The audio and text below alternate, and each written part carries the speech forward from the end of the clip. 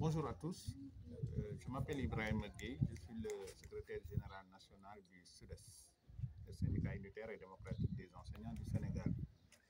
Ma présence aujourd'hui ce matin au bloc du lycée Jaxaay, où le lycée Jaxaay, une partie du lycée Jaxaay est déménagée, c'est dans le sens de venir exprimer au nom de mon organisation, mais au nom de toutes les organisations syndicales de ce pays, notre solidarité, notre soutien aux enseignants, aux enseignantes, aux élèves et à la communauté du lycée Jaxaay.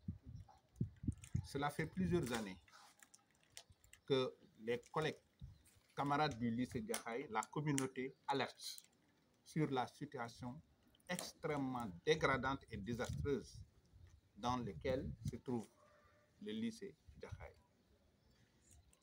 Ces échos sont certainement parvenus aux oreilles de l'État, qui a décidé de reconstruire le lycée Jaxaay à coût de 1,8 milliard, nous dit-on, pour 18 mois. En attendant, nous avons un lycée dispersé sur 3 sites différents, où les élèves et les enseignants sont obligés de faire la navette. Quand on sait aujourd'hui les conditions dans lesquelles le climat du Sénégal sévit, il y a des risques. Les élèves, les enseignants sont en danger. Et la communauté éducative est interpellée. L'État du Sénégal est interpellé. Les organisations syndicales que nous sommes avons à chaque moment alerté l'État sur la nécessité de mobiliser des recettes pour faire du lycée Jaxaay un lycée normal. C'est tout ce que l'on demande. Un lycée normal, un lycée comme tous les autres. Un lycée dans lequel les enseignants se sentent bien pour dispenser les enseignements. Un lycée dans lequel les élèves sont en sécurité. Un lycée dans lequel les enseignements apprentissages sont distribués de façon adéquate.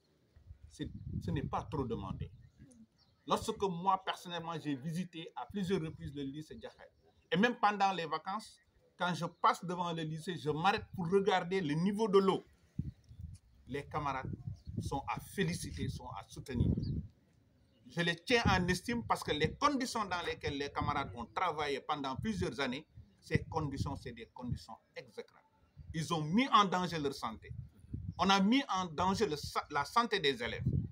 Et malgré tout, comme des soldats, les camarades sont restés debout pour dispenser les enseignements apprentissages. Maintenant, ça suffit.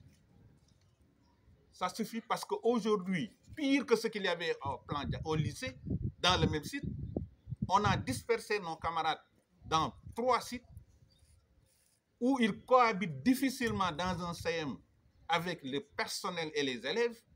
Et c'est normal parce que le bloc scientifique a une vocation particulière. Et les salles de classe sont construites selon la destination du bloc scientifique. On ne peut pas mettre dans une classe où il fallait mettre 30 élèves et aujourd'hui on est à plus de 70 élèves. Très proche. Nous n'avons pas les réponses du gouvernement. Nous prendrons toutes nos responsabilités pour arrêter les enseignements apprentissages dans tout le département de Keur Massar. Parce que nous ne pouvons pas accepter que des enseignants qui ont déjà fait assez de sacrifices, qui se sont exposés et qu'aujourd'hui, des gens dans leur milieu climatisé se permettent de dire « allez vous débrouiller ». Jusqu'à quand? Jusqu'à quand? La question de l'électricité, qui est une question très simple à régler, aujourd'hui bute parce que tout simplement l'État a tardé à décocher les ressources qu'il fallait pour pouvoir payer la caution. C'est inadmissible pour un montant de 250 000 francs. Et ce retard-là est en train d'impacter.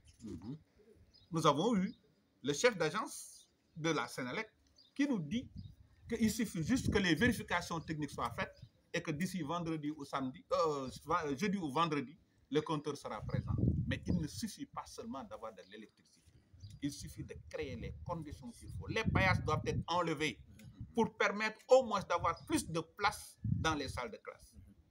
Il faut installer dans toutes les classes, dans toutes les salles, un dispositif de ventilation qui permet aux élèves et aux enseignants d'avoir un endroit aéré. L'éducation n'a pas de prix. Ce n'est pas une charge. c'est une obligation. Et lorsque l'enseignant